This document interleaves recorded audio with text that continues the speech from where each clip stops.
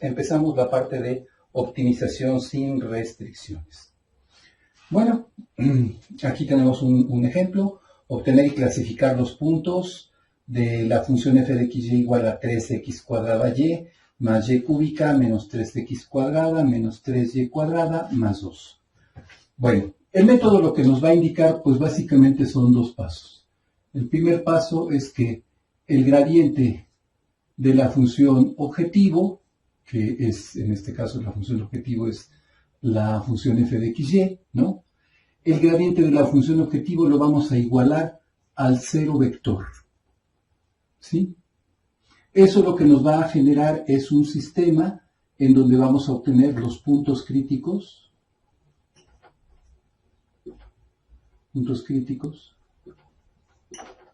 de f. Si podemos resolver ese sistema, pues ya entonces tenemos la colección de puntos críticos y el siguiente paso, ¿no? Sería obtener, por ejemplo, lo que sería algo a lo que fuera equivalente a nuestro criterio de la segunda derivada en el cálculo de una variable, ¿no? Vamos a obtener un determinante de f que va a consistir con las derivadas parciales de orden 2, por ejemplo, en este caso la parcial de f con respecto de x dos veces, parcial segunda de f respecto de x respecto de y, luego parcial segunda de f respecto de y respecto de x, y luego parcial segunda de f respecto de y dos veces, en donde esta cantidad nos va a empezar a ayudar a decidir si el punto es crítico o no. El criterio va a ser un poquito más complicado que lo que conocíamos en el cálculo 1. Sin embargo, para justificarlo plenamente a este método, vamos a necesitar dos cosas. Por ejemplo, para el caso de una función que vaya de R2 a R, vamos a necesitar justificarlo con la serie de Taylor, de funciones de dos variables. Y para cuando queramos utilizar, generalizar este criterio para funciones que vayan de Rn a R, vamos a necesitar pues también un complemento de lo que sería pues el álgebra lineal, ¿no? Entonces, lo que vamos a ver es cómo podríamos llevar a cabo este método, por ejemplo, con una función como la que se está proponiendo, ¿no? Y el método consistiría siempre de estos dos pasos, ¿no? Primero, gradiente de la función igual a 0 para obtener los puntos críticos, y en segundo lugar, obtener este determinante y con él generar lo que sería el criterio de segunda derivada para f. Bueno, como sabemos desde antes que abordáramos esto, nosotros teníamos ya con el campo gradiente una manera de saber dónde estaban los máximos y mínimos de una función, porque el vector gradiente nos decía hacia dónde se acumulaban las cosas, hacia dónde apuntaba que todo hacia ahí crecía, y entonces ahí teníamos máximos, ¿no? Si el gradiente en el punto crítico era 0, ¿no? Pues ahí sabíamos que si los vectores apuntaban hacia allá, pues teníamos un máximo. Al contrario, si todos los vectores huían de ese lugar, entonces sabíamos que teníamos un mínimo.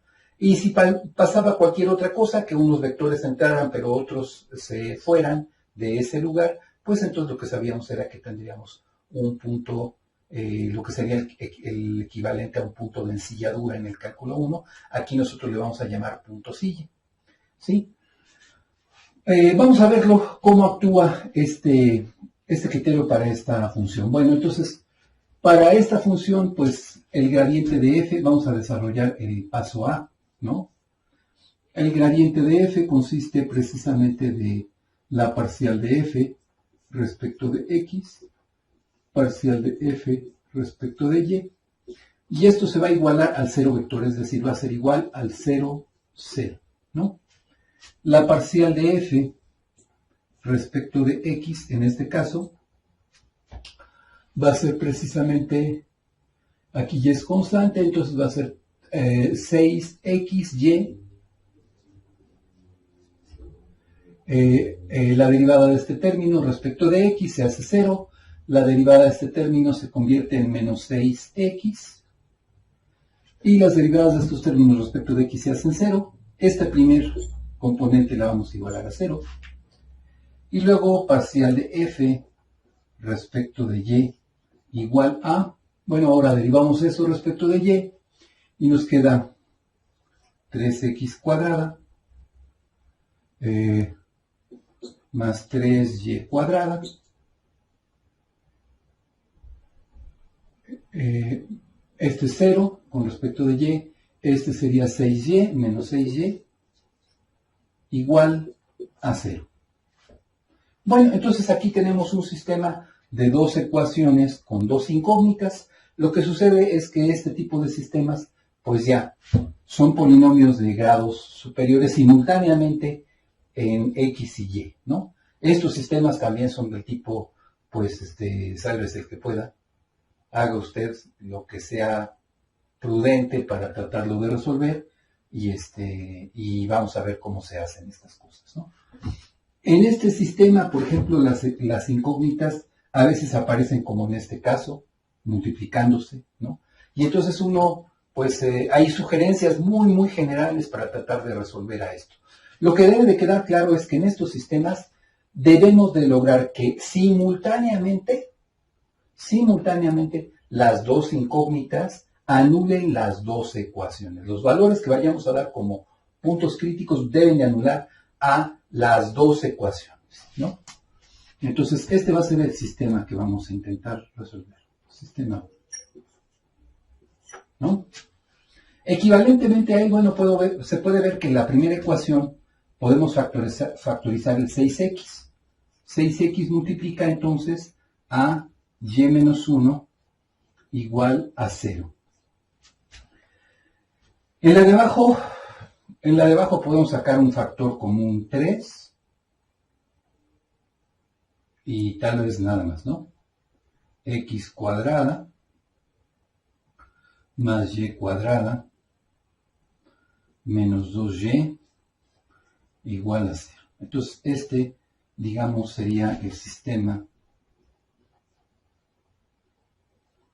digamos, 1', ¿no? Y queda claro que si resolvemos este sistema, estamos resolviendo este. Bueno, aquí, pues, podemos intentar hacer diferentes cosas. Por ejemplo, podemos ver qué es lo necesario para anular alguna de las dos ecuaciones. Por ejemplo, qué es lo que necesitamos para anular la primera. La primera es, por ejemplo, vamos a ponerlo así. Si x es igual a 0, a ver qué es lo que pasa, ¿no? Si x es igual a 0, pues la primera ecuación se anula, ¿no? Esa es una posibilidad. ¿Qué pasa en la de abajo?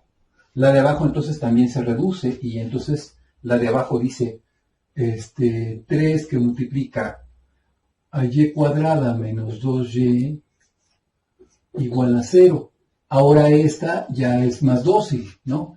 Ahora esta es 3 que multiplica a y por y menos 2.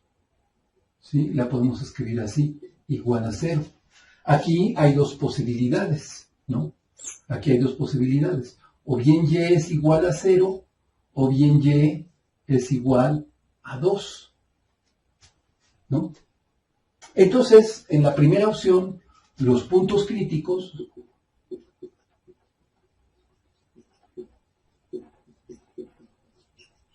son el punto, por ejemplo, 0, 0. Y el punto crítico, digamos, Q, de coordenadas 0, 2. Muy bien. A ver, pero solamente hemos explorado la primera posibilidad. Para que esto se haga 0, bueno, puede suceder que este factor sea 0, pero también podría haber sucedido que este factor sea 0. Si eso ocurre, Entonces estamos en la opción número 2. Si y es igual a 1, entonces se sigue anulando la primera ecuación. Y sustituida en la segunda, lo que tenemos es 3 que multiplica, o sea, esto nos lleva a que 3 que multiplica a x cuadrada más 1 menos 2, esto es igual a 0, es decir,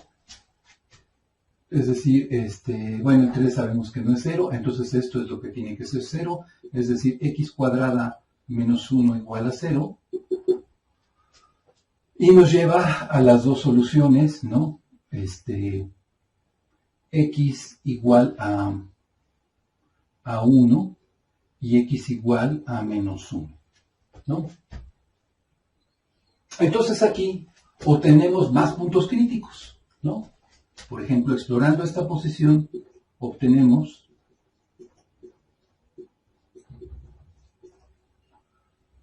por ejemplo, le voy a llamar R al punto de coordenadas, x igual a menos 1, y igual a 1, y S al punto de coordenadas, x igual a 1, y igual a 1.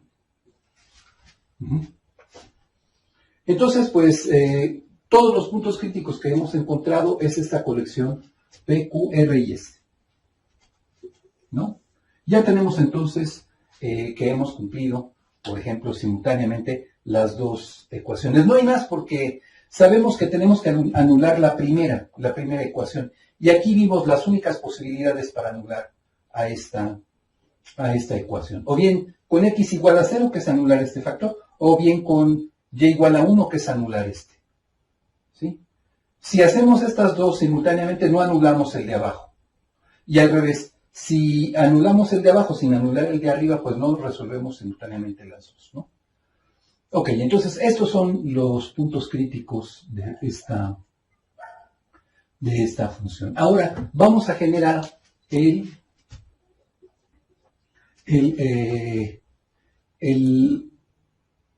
determinante de orden 2 con las derivadas parciales de orden 2 de f, ¿no?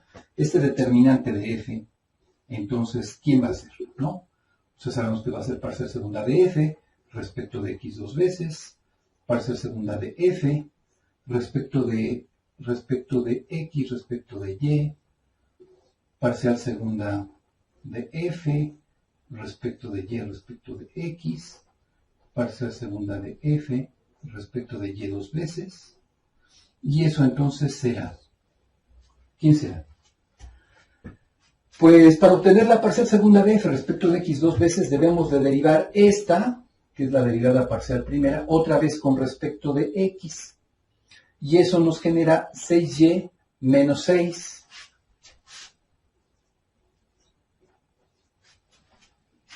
Después, para generar la parcial segunda de f, primero respecto de y y luego respecto de x, tomamos a esta y la derivamos respecto de x. Eso solamente nos arroja 6x. Similarmente, la parcial segunda de f respecto primero de x y luego respecto de y es tomar a esta con respecto de x y derivarla con respecto de y. Eso solamente nos arroja 6x, ¿no? Ya lo sabíamos. Por el teorema de Messier de Lacroix, sabíamos que estas dos derivadas parciales son exactamente la misma, ¿no? Y después, pues necesitamos derivar a la parcial primera de f respecto de y, otra vez respecto de y, es decir, esta otra vez respecto de y nos arroja 6y menos 6. Muy bien.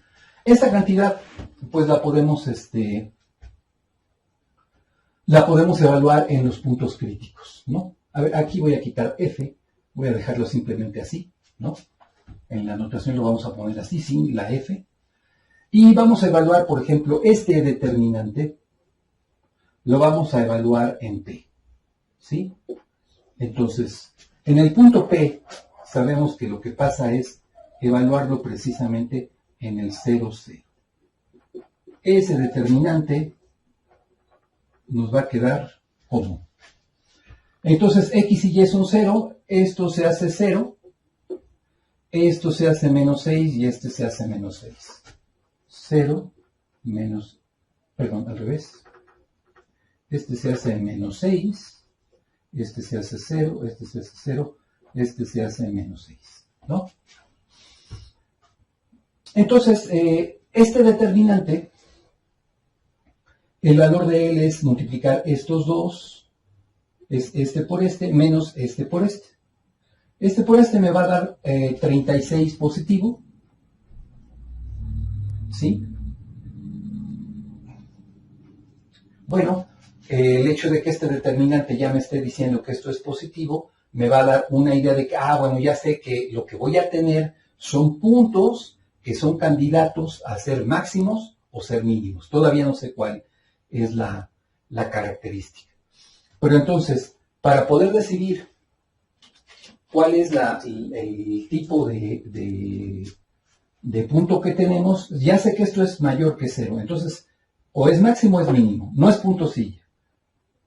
Y entonces, para definirlo todo, ahora nos fijamos en el subdeterminante, en el signo que tenga este subdeterminante, y sabemos que este es negativo.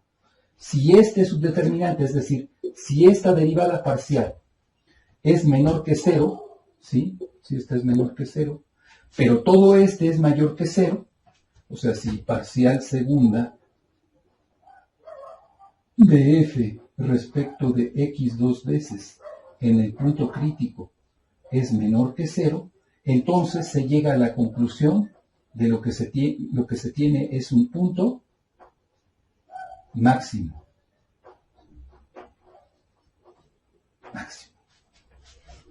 Máximo para la función f.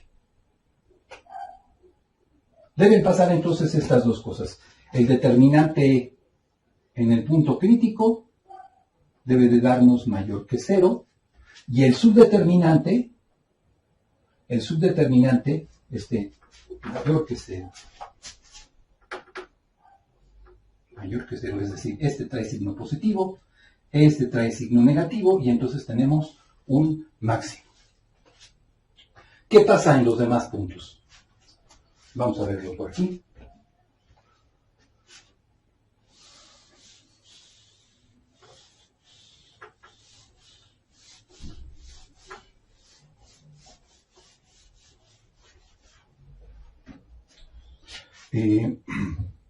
Por ejemplo, el determinante en el punto Q es el determinante evaluado en 0,2. Otra vez aquí la X es 0, pero ahora llévale 2. Entonces va a ser con y igual a 2, esto se convierte en 12 menos 6, eso es 6. Estos siguen siendo 0, porque x vale 0. Y 6y menos 6, otra vez es 6. Y entonces aquí el signo del determinante es, esto es 36, el signo es mayor que 0. ¿Sí? Seguimos teniendo posibilidad de que sea máximo o mínimo, ¿sí? Pero ahora el subdeterminante, su signo es positivo. Es decir, parcial segunda de f respecto de x dos veces en el punto Q es mayor que 0. Entonces, con esta condición más esta condición, llegamos a la conclusión de que el punto es mínimo. ¿Ok?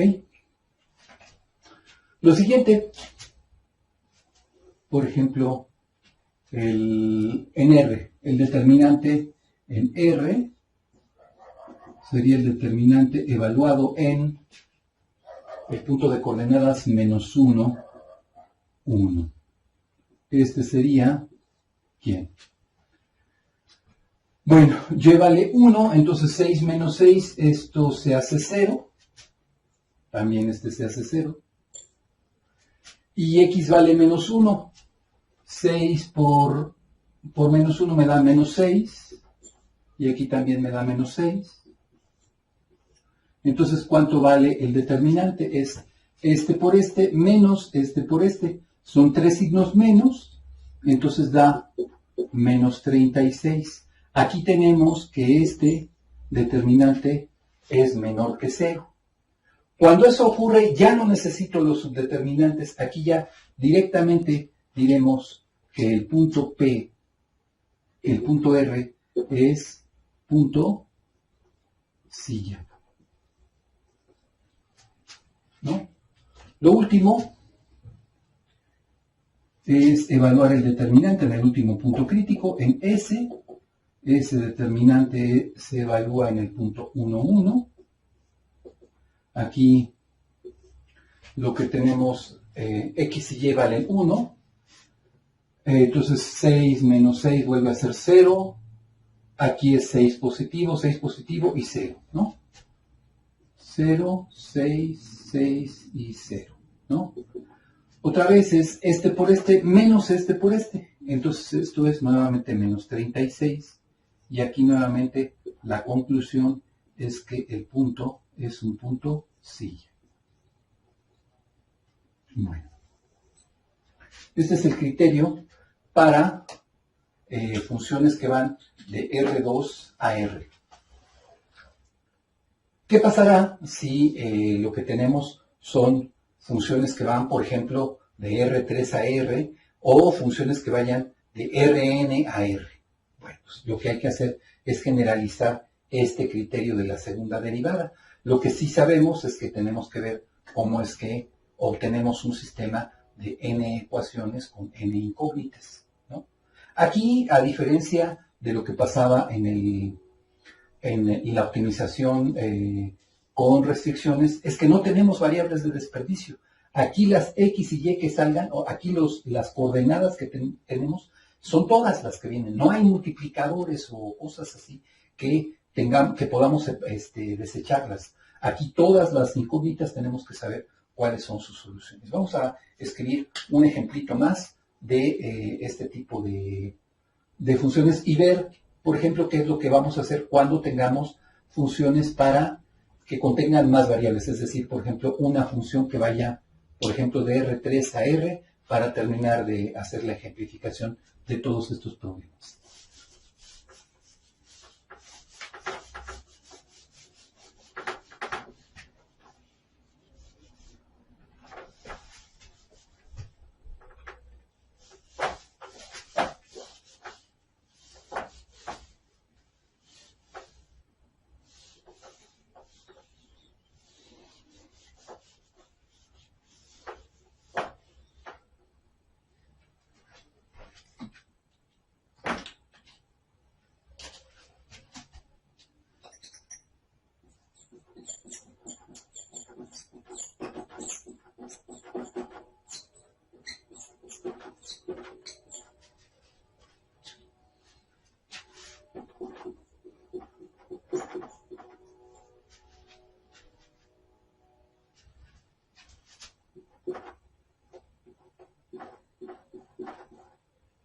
Bueno, ok. El problema dice así. Dice así, obtener y clasificar los puntos críticos de la función f de x, y, z igual a x a la cuarta más y a la cuarta más z a la cuarta más 4x más 4y más 32z más 1. Bueno, ahora, nuevamente nuestro método, apegándonos a él, es primero hacer el gradiente de la función f igual al cero vector. Eso nos va a dar puntos críticos. Una vez que tengamos eso, en los puntos críticos aplicaremos el determinante que nos genere esta función. Los vamos a evaluar en cada uno de los puntos críticos, PI, ¿no? Aquí, digamos, le podemos llamar PI a estos. ¿sí? Y vamos a generar nuestro criterio de la segunda derivada.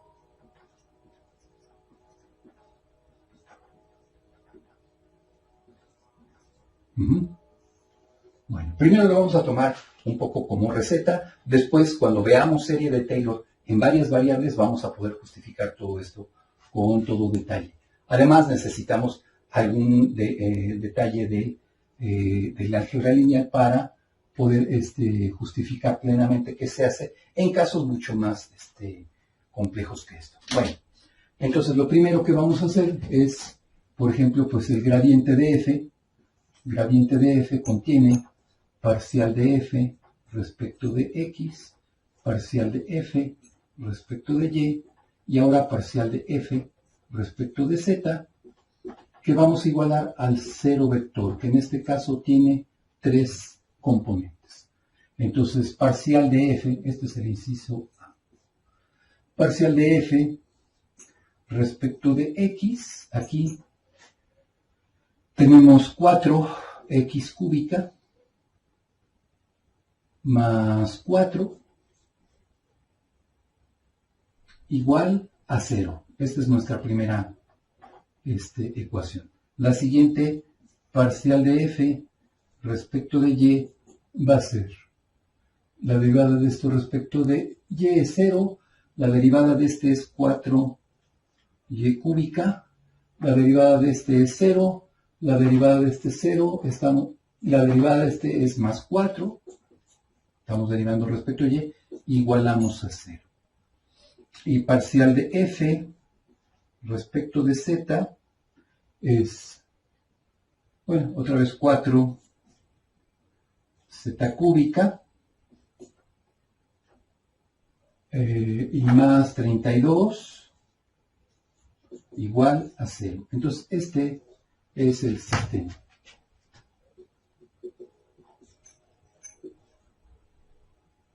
El sistema 1. Bueno, entonces, si dividimos todo entre 4, todas las ecuaciones entre 4, llegamos a un sistema más sencillito que va a decir, pues va a decir x cúbica más 1 igual a 0, y cúbica más 1 igual a 0, z cúbica más 8 igual a 0, ¿no? Este es el sistema 1', ¿no? Bueno, aquí no es muy difícil ver que pasando estos constantes del otro lado nos queda x cúbica igual a menos 1, y cúbica igual a menos 1 también, z cúbica igual a menos 8, ¿no? Y bueno, por supuesto que entonces sacando raíz cúbica a ambos lados, raíz cúbica de menos 1, pues va a ser, bueno, aquí tendríamos polinomios de grado 3, ¿verdad? En cada una, aquí afortunadamente las incógnitas no están mezcladas en los sistemas, aquí podemos directamente intentar resolver esto como con la teoría de polinomios, ¿no? Aquí tendríamos 3, son polinomios de tercer grado, y lo que sabemos es que, pues bueno, tendríamos 3 raíces para cada uno de ellos. Pero, pues las raíces que tenemos en estas ecuaciones cúbicas, tenemos una raíz real y 2 complejas. Las complejas, pues aquí no nos interesan, ¿no? Estamos haciendo cálculo de variable real, ¿no? Entonces aquí x vale 1, es la única solución que interesa. Aquí y vale 1, perdón, menos 1. Menos 1 elevado al cubo es menos 1 por menos 1 por menos 1, que nos da 1. Otra vez aquí, menos 1 al cubo nos da menos 1. Y aquí z,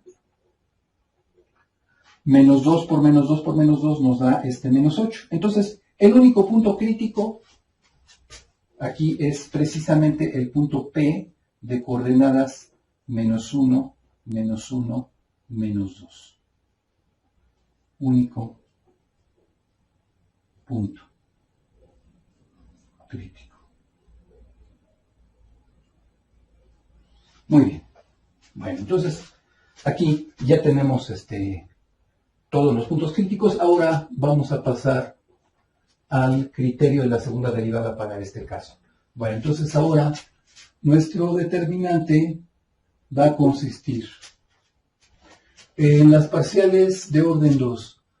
Parcial segunda de f respecto de x dos veces, parcial segunda de f, primero respecto de x, luego respecto de y, parcial segunda de f, primero respecto de x, luego respecto de z, después segundo renglón, parcial segunda de f, primero respecto de y, luego respecto de x, parcial segunda de f, respecto de y dos veces, parcial segunda de f, primero respecto de y, luego respecto de z, último renglón, parcial segunda de f, primero respecto de z y luego respecto de x, parcial segunda de f, primero respecto de z, luego respecto de y finalmente parcial segunda de f, respecto de z, tres veces. Ok.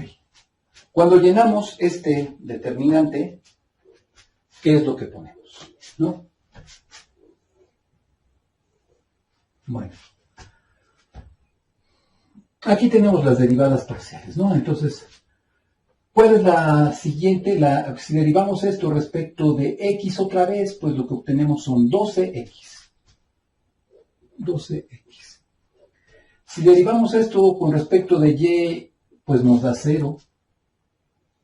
Si derivamos esto respecto de z, pues también nos da 0. Si derivamos esto respecto de x, pues nos da 0. Si derivamos esto respecto de y, nos da 12y. Si derivamos esto respecto de z, nos da 0. Si derivamos esto respecto de x y de y, nos dan ceros consecutivos aquí. Y la derivada de esto respecto de z nos da 12z. Bueno, muy bien. Ya tenemos entonces nuestro determinante. Y ahora lo que necesitaríamos es saber cuánto vale este determinante para el único punto crítico que tenemos, que es este. ¿Sí? Este determinante para el punto menos 1, menos 1, menos 2, en realidad, ¿cuánto nos va a dar? Pues nos va a dar el determinante de una matriz triangular, ¿no? Que aquí va a decir menos 12, aquí va a decir 0, 0, 0, aquí va a decir otra vez menos 12, 0, 0, 0, y en el último va a decir 2 por 12, menos 2 por 12 me va a dar menos 24. ¿Sí? Bueno, ¿cuál es el signo de esto? Bueno, para 3 por 3 hay que recordar que uno desarrolla estos determinantes ya sea por renglón o por columna. Uno toma, por ejemplo, el primer elemento de este primer renglón, por ejemplo, si lo desarrollo por acá, es este que multiplica a este por este menos este por este, luego menos este que multiplica quitando renglón y columna lo que sobre, este por este menos este por este, aunque este ya es 0, ¿no? Más el último elemento de este renglón, quitando renglón columna, este por este menos este por este. Lo único que tenemos aquí es la diagonal principal. El determinante de ese va a ser, pues simplemente, menos por menos por menos, va a ser con signo menos, va a ser el producto de 12 al cuadrado, 2 que multiplica a 12 al cubo. Esto definitivamente es una cantidad que tiene signo negativo, y aquí ya no necesito saber los siguientes subdeterminantes cómo son. Aquí ya directamente sabemos que P es punto silla para F. Bueno, probablemente vengan las respuestas. Las preguntas, digo. ¿Qué sucedería si el determinante de todo esto es signo positivo? Pues sigue viva la sensación de que pues estas cosas, por ejemplo, puedan ser máximos o mínimos. Si eso pasa, si todo este es positivo, entonces los que deciden son los subdeterminantes siguientes.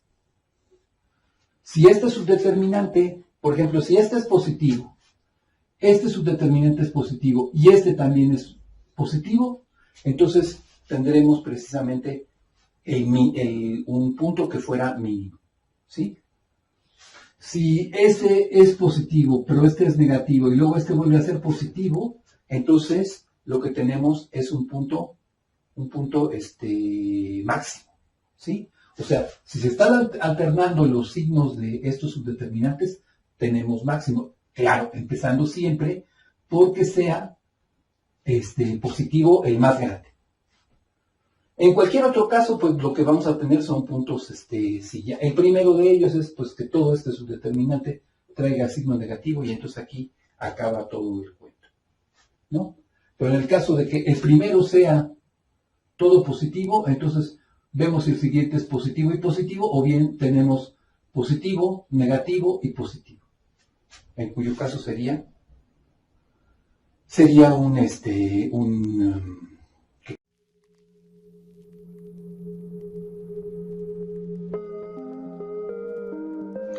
Recuerda estudiar y practicar todos los días, eso te ayuda a mejorar.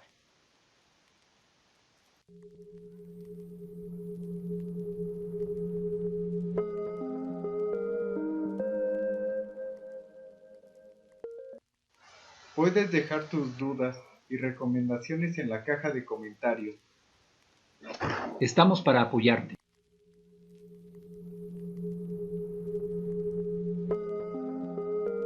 No olvides de suscribirte al canal para ver más videos y activa la campanita de notificaciones. No olvides usar cubrebocas cuando salgas de casa.